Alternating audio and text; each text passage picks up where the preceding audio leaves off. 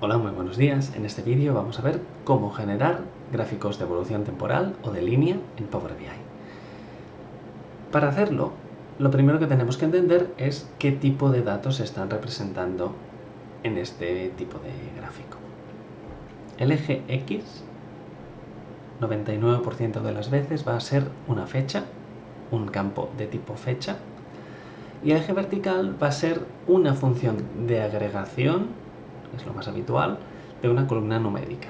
En este caso estamos viendo fechas en el eje X y la suma de la cantidad en el eje Y, en el eje vertical.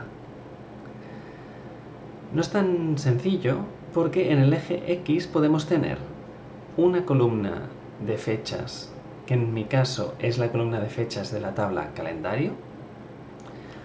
Podemos tener también una jerarquía de fechas. Entonces el tipo de gráfico que veremos es muy distinto. Ahora os lo enseñaré con más calma. Pero lo primero es decidir qué tipo de campo de fecha vamos a poner en el eje horizontal. Yo os recomiendo poner siempre la columna que tengáis marcada como columna de referencia de la tabla calendario. Esta que tiene este icono de aquí.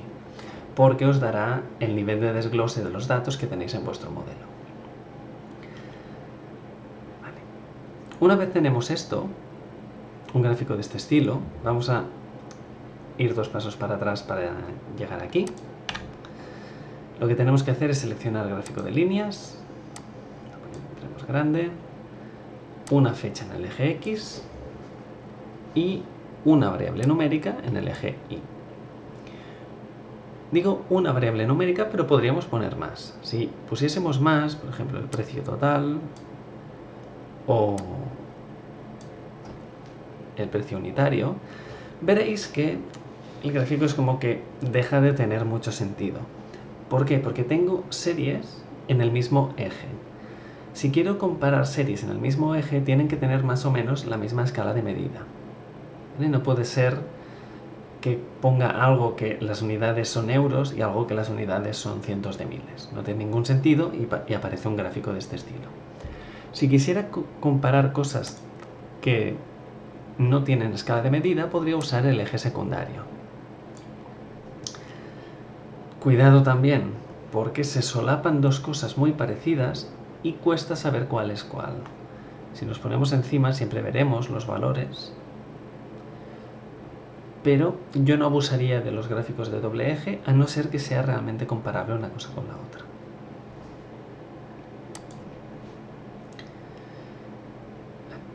Aquí lo que tenemos es un gráfico en el que el eje X es la columna de fechas del modelo de datos. Si en vez de poner esto hubiésemos puesto una jerarquía de fechas,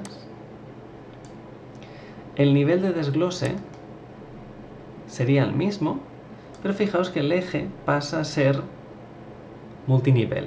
¿Vale? Tenemos el año, tenemos el mes, tenemos los días y no me aparecen ordenados correctamente. Esto sería un problema de la tabla de datos, que los números aparecen ordenados por día de la semana, entonces podríamos quitar el día de la semana para tener los datos ya ordenados correctamente. ¿Vale? Aquí sería quitarlo porque veis que no están en orden. Los días, ¿no? Aparecen primero todos los jueves, después todos los lunes, cosa que no tiene sentido. ¿Vale? Entonces podemos quitar de la jerarquía, podríamos quitar uno de los campos.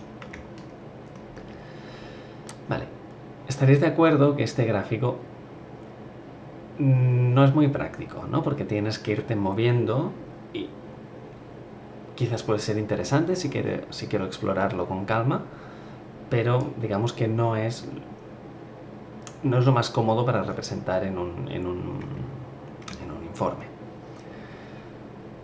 Como lo que hemos puesto aquí es una jerarquía de fechas, yo tengo la habilidad de irme niveles para arriba, cosa que con el campo de fechas que teníamos antes no podíamos. Vale, aquí esto es delicado.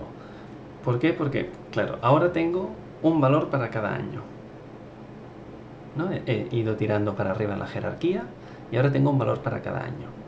Y ahora puedo decidir si quiero ir al siguiente nivel, o expandir un nivel en la jerarquía. Son opciones distintas que dan resultados distintos. Si yo voy al siguiente nivel de la jerarquía, voy a ver esto. Y esto no es un año en concreto, no es 1996 o 1997. Esto de aquí es la cantidad vendida en todos los eneros de todos los años. Esto de aquí es toda la cantidad vendida en todos los febreros de todos los años. Porque he ido al siguiente nivel. Si en vez de ir al siguiente nivel voy a expandir un nivel de la jerarquía, ya sí que tendré un gráfico de doble eje. Más bien multinivel en el eje X, para ser más correcto. Y aquí tengo 1996, julio. 1997, julio. Y veis que es muy distinta la interpretabilidad que tenemos. Y ahora si expando otro nivel, pues tendríamos el nivel de desglose que teníamos diario que teníamos antes. A mí personalmente me gusta más que los gráficos de serie temporal, de línea, se usen con la tabla de fechas, con la columna que hemos marcado como tabla de fechas. ¿Por qué? Porque desbloqueamos la habilidad de agregar analítica avanzada a nuestro gráfico, ¿vale? Que es la opción que tenemos aquí. ¿Qué opciones tenemos? Tenemos la opción de añadir una línea de tendencia, ¿no? Para saber si las cosas suben o no suben, ¿no? Si están estáticas, si vamos a mejor, si vamos a peor. Si tuviésemos leyenda, podríamos tener una tendencia para cada color, ¿vale? Para que lo veáis. Si yo pusiese, por ejemplo, la categoría como leyenda, ¿no? Y tengo una serie para cada una de las categorías de producto. Ahora la tendencia podría tener una tendencia para cada una de las series. Sí, veis que esto no es una muy buena práctica, con esta cantidad, pero poderse se puede. ¿Vale? Sí, tenemos esta opción de añadir una tendencia, y para hacer más leíble un gráfico de este estilo es muy práctico añadirle control deslizante, perdón. Formato, control deslizante. Por defecto se nos añaden los dos ejes y básicamente es la opción de hacer zoom en un espacio concreto, ¿no? Por ejemplo, solamente los últimos meses, ¿no? Pues yo puedo hacer un zoom para ver con más detalle lo que está pasando, ¿vale? ¿Veis que estoy filtrando el eje? Bueno, pues este control deslizante te permite escoger la manera en la que quieres ver los datos mejor. ¿Vale? Es esta opción de aquí, de este formato, objeto visual, control deslizante. ¿Vale? Vamos a quitar esta leyenda, que es un poco demasiado. En la lupa, en la parte de filtros avanzados, la tendencia, muy interesante para ver si vamos bien o vamos mal, que a veces cuesta de leer, así a nivel general cuesta un poco. Se pueden añadir líneas constantes como un objetivo, como por ejemplo, si quisiésemos una línea constante en el valor, no sé, 100, y de un color que destaque un poco más, ¿no? Pues podríamos ver pues qué días están por encima o por debajo de este valor de referencia, ¿vale? Que sería añadir una línea constante, ¿vale? Fijaos que lo he hecho rápido, pero es muy directo. Agregar línea, le das el valor que quieras, 20, y le pones un color y ya está. Ya lo tendríamos añadido al gráfico. Más interesante me parecen las opciones de buscar anomalías o previsión. Buscar anomalías es un algoritmo de aprendizaje automático que lo que hace es destacar los puntos que se salen de la normalidad. Entendida por normalidad, la zona central, donde no hay picos muy elevados. Entonces es una manera de automáticamente seleccionar aquellos días que han sacado un valor anormal, un valor anómalo de ventas. Por ejemplo, el valor esperado, ¿no? te hace con una estimación, ¿no? De lo normal para este día, viendo la tendencia que teníamos, era entre 16 y 65 y hemos sacado 325.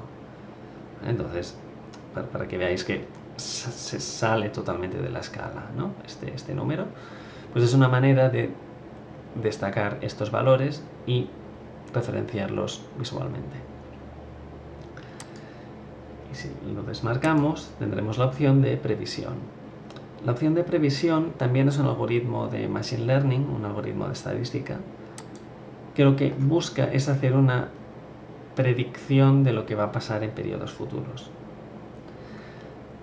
Si lo habéis usado alguna vez, lo habéis probado, veréis que de por sí lo hace bastante mal, ¿no?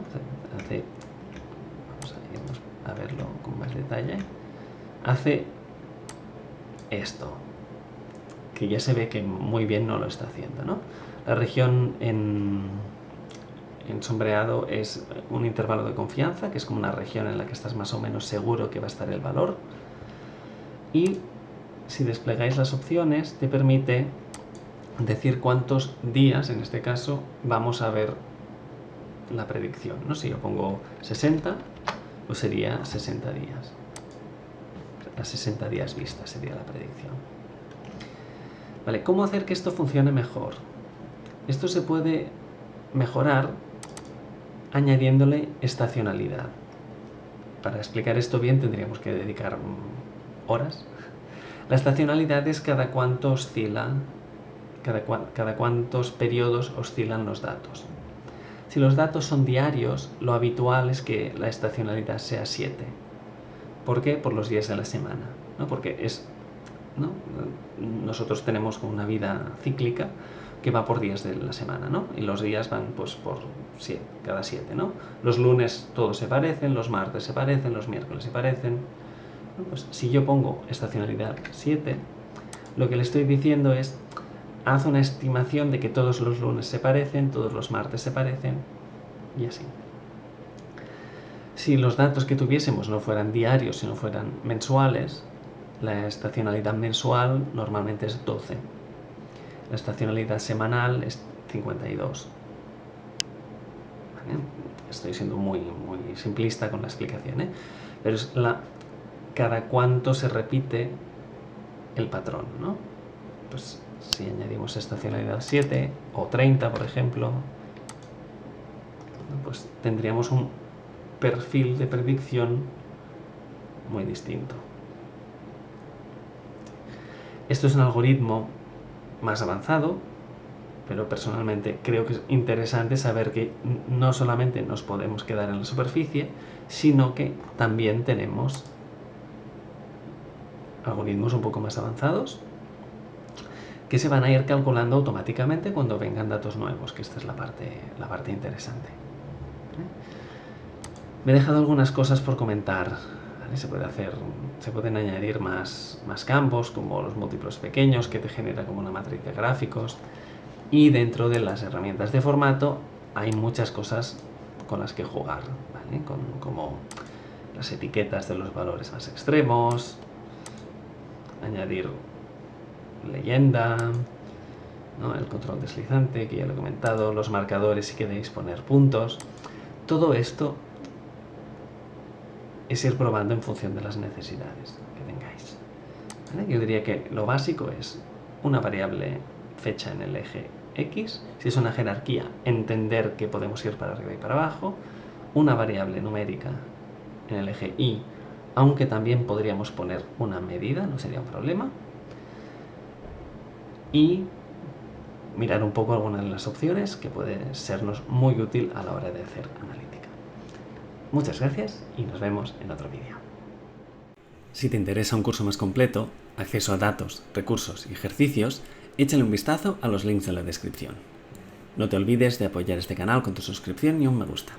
Muchas gracias.